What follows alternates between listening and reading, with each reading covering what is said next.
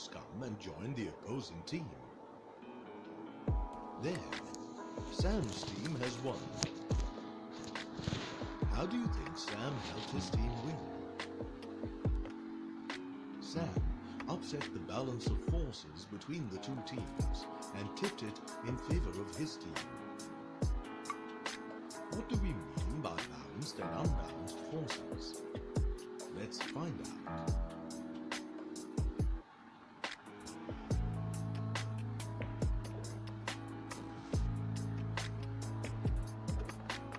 As you know, a force is a push or a pull. Forces may occur in pairs and can be either balanced or unbalanced. Balanced forces do not cause a change in motion. They are equal in size and opposite in direction. In the tug of war, when there were equal numbers of participants on both sides, the forces applied on both sides were equal and opposite in direction. As a result, the forces were balanced, and the rope stayed pretty much in the same place. Try arm wrestling with a friend who is about as strong as you. What do you think the result will be? Well, at least in the beginning, you will both be pushing as hard as you can, but your arms won't budge. This is an example of balanced push forces. As the push forces exerted on both sides are equal, the resultant force is zero, and there is no change in motion. So what causes a change in motion? Let's consider the tug of war again. When a person was added to a team in the tug of war, the balance of forces was disturbed. The rope moved towards the team with more people.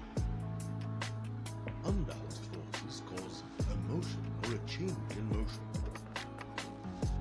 In other words, if a force results in motion or a change in motion, despite an opposing force, you have an unbalanced force.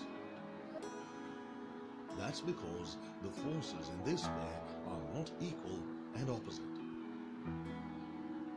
Consider a scenario where your family car has broken down and you need to push it to the edge of the road or into a car park. The road is rough. Initially, when you start pushing, the car doesn't move at all. Why doesn't the car move? What force is acting on the car to balance the force you're applying? The car doesn't move initially because of the force acting between the surfaces of the wheels and the road. The force that acts between the two surfaces in contact is called the frictional force. Thus, frictional force balances out the force you apply to the car. When your friend joins you and both of you push harder, the car starts to move. This happens because the pushing force is bigger than the frictional force. Therefore, the forces are not balanced anymore. To summarize, if the net or total force acting on an object is non-zero or more than zero, the forces are unbalanced.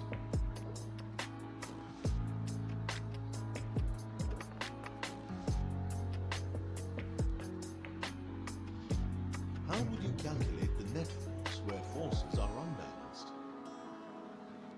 When unbalanced forces act in opposite directions, their combined force or net force is equal to the difference between them. For example, suppose Sam applied a force of F2 units to the rope.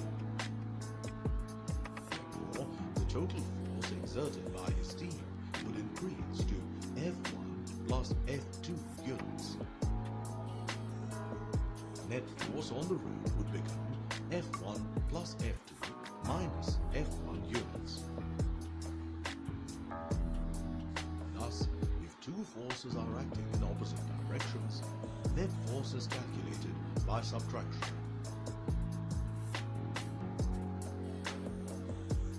The net force will act in the direction of the larger force. Forces acting in the same direction combine by addition. Consider the example in which you and your friend pushed the car into the car park. Suppose you and your friend were each applying a force of 1.5 units in pushing the car, and the frictional force between the wheels and the surface of the road was 2 units. Then net force equals larger force minus smaller force. Net force equals 1.5 plus 1.5 units minus 2 units. Net force equals 1 unit. The value of the net force is greater than 0. Hence, the forces are unbalanced.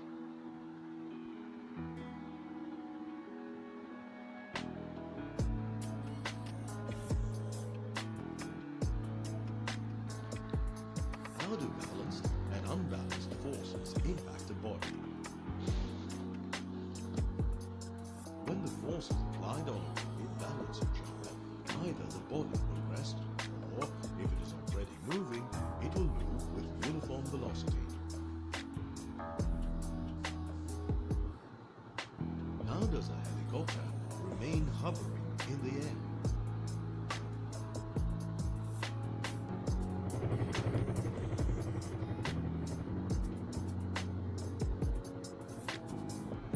The force of gravity pulls it down, but the downward push of the rotating blades on the air balances the weight of the helicopter, keeping it steady in one place. When forces are unbalanced, the extra force causes the object to move if it was at rest. If the object is already moving, the extra force causes the object to speed up or accelerate or slow down and or change its direction.